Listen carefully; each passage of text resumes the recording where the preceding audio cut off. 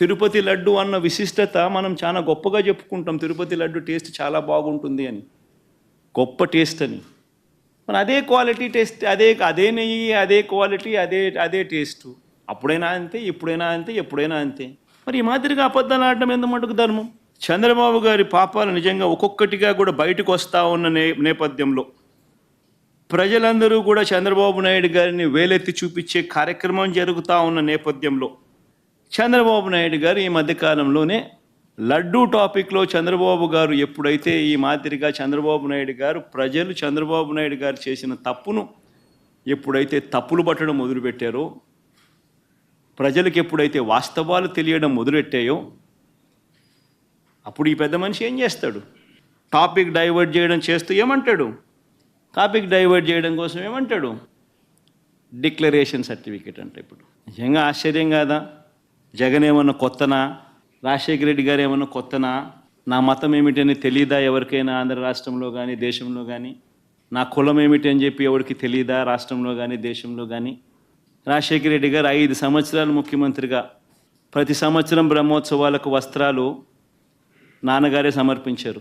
నాన్నగారు కొడుకునే కదా నేను కూడా తిరుపతికి ఎన్నోసార్లు పోయా కదా ఇంతకుముందు కూడా, ముఖ్యమంత్రి కాకమునుపు. అంతెందుకు నా పాదయాత్ర మొదలెట్టేటప్పుడు వెంకటేశ్వర స్వామి ఆశీస్సులు తీసుకొని మొదలెట్టా. నా పాదయాత్ర అయిపోయిన తర్వాత నేరుగా తిరుపతికి వెళ్ళి కాలినడకన కొండెక్కా. కొండెక్కి వెంకటేశ్వర స్వామి దర్శనం చేసుకుని తర్వాతనే ఇంటికి పోయా. నా పాదయాత్ర అయిపోయిన తర్వాత, నా 3648 కిలోమీటర్లు నా పాదయాత్ర అయిపోయిన తర్వాత. ఇవన్నీ తెలియవా రాష్ట్ర ప్రజలకు?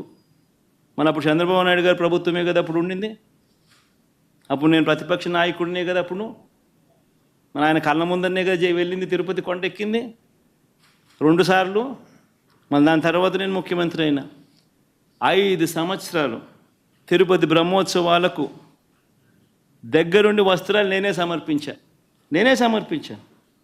వస్త్రాలను నెత్తిన పెట్టుకుని మోసుకుంటూ వెళ్ళి వెంకటేశ్వర స్వామి మీద భక్తి శ్రద్ధలు చూపిస్తూ వెంకటేశ్వర స్వామికి బట్టలు సమర్పించడం జరిగింది. నేను అడుగుతా ఉన్నా, ఫస్ట్ టైం ఎవడన్నా పోతా ఉన్నప్పుడు నువ్వేదో ఇట్లా మాటలు మాట్లాడినా అర్థం ఉంది. 10 సార్లు 11 సార్లు పోయిన తర్వాత ఈరోజు నేను తిరుమల తిరుపతి దేవస్థానానికి నేను పోతానంటే నేను అడ్డుకుంటూ ఈ మాదిరిగా నువ్వు నోటీసులు ఇస్తూ, ఈ మాదిరిగా తిరుమల తిరుపతి దేవస్థానానికి నేను పోకూడదు అని చెప్పి ఈ మాదిరిగా నోటీసులు ఇస్తూ, ఈ మాదిరిగా మా ఎమ్మెల్యేలకు మా కార్పొరేటర్లకు అందరికీ కూడా ఈ మాదిరిగా నోటీసులు పంపుతూ నేను అడుగుతా ఉన్నా, ఒక రాష్ట్ర ముఖ్యమంత్రిగా 5 సంవత్సరాలు బ్రహ్మోత్సవాలలో తిరుమల తిరుపతి దేవస్థానానికి వస్త్రాలు సమర్పించిన నేను, ఇన్నిసార్లు తిరుమల తిరుపతి దేవస్థానానికి వెళ్ళిన నేను, ఈరోజు తిరుమల తిరుపతి దేవస్థానానికి నేను రాకూడదట, పోకూడదట. కారణం ఏమిటంటే నా మతమట. నేను అడుగుతా ఉన్నా, నా మతం ఏమిటి అని అడుగుతా ఉన్నారు. నా మతం ఏమిటని. అవును, 4 గోడల మధ్య నేను బైబిల్ చదువుతాను, తప్పేముంది? బయటికి పోతే హిందూ సాంప్రదాయాలను నేను అనుసరిస్తాను, గౌరవిస్తాను. బయటికి పోతే ఇస్లాంను అనుసరిస్తాను, గౌరవిస్తాను. బయటికి పోతే సిక్కిజంను అనుసరిస్తాను, సిక్కిజంను నేను గౌరవిస్తాను. నా మతం ఏమిటని అడుగుతా ఉన్నారు. నా మతం మానవత్వం. డిక్లరేషన్లో రాసుకుంటానేమో రాసుకుంటా. మాజీ ముఖ్యమంత్రి తిరుమలకు వెళ్ళొద్దని ఎవరో చెప్పినట్టు మాట్లాడుతున్నాడు. వెంకటేశ్వర స్వామి మీద భక్తుండే ఏ భక్తుడైనా సరే వెంకటేశ్వర స్వామి దగ్గరికి పోయే అవకాశాలు ఉన్నాయి.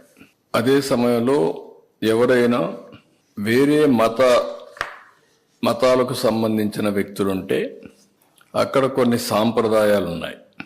ఆ సాంప్రదాయాల్ని గౌరవించాలి. ఇది చాలా టెంపుల్స్లో ఉండే ఆనవాయితీ. ఇక్కడ ఎవ్వరు కూడా ఆయన పోవద్దని చెప్పలేదు. ర్యాలీలు జన సమీకరణలు చేయొద్దని చెప్పాం.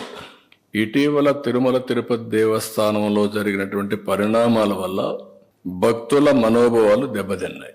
ఎప్పుడైతే భక్తుల మనోభావాలు దెబ్బతిన్నాయో భక్తులందరూ కూడా ఆందోళనలో ఉన్నారు.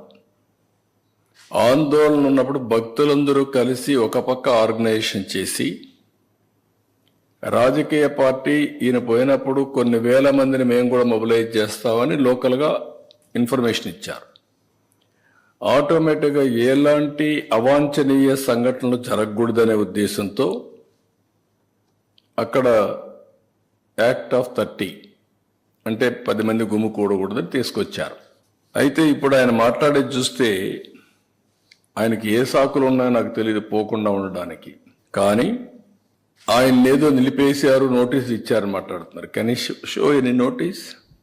నేను స్ట్రైట్గా అడుగుతాను, నీకు నోటీసులు ఏమైనా ఇచ్చారా? నిన్ను వెళ్ళవద్దని ఎవరన్నా చెప్పారా? ఇస్తే చూపేయండి మీడియాకి. ఎందుకు అబద్ధాలు ప్రచారం చేస్తూ ప్రజల్ని మభ్యపెడుతూ ఇష్టానుసారంగా ప్రవర్తించడం ఇది సబబు కాదని. ఎందుకంటే ప్రజా జీవితంలో ఉండే మనందరం కొన్ని సాంప్రదాయాలు పాటించాలి. అందుకే నేను దీన్ని చాలా స్పష్టంగా అడుగుతున్నాను.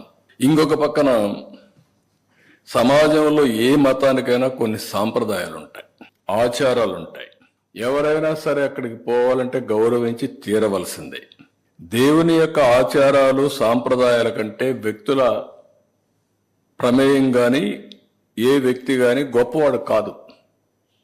ఈ విషయం మనం గుర్తుపెట్టుకోవాల్సిన అవసరం ఉంది. దేవుడి ఆచారాలని, భక్తుల మనోభావాలను ప్రశ్నించేలా, ధిక్కరించేలాగా ఎవరూ ప్రవర్తించకూడదు. ఇప్పుడు కలియుగ వైకుంఠమైన తిరుమల వెంకటేశ్వర స్వామి హిందువులకి అతిపెద్ద పుణ్యక్షేత్రం. అది హిందువులకు అందరికీ ఒక దివ్యక్షేత్రం.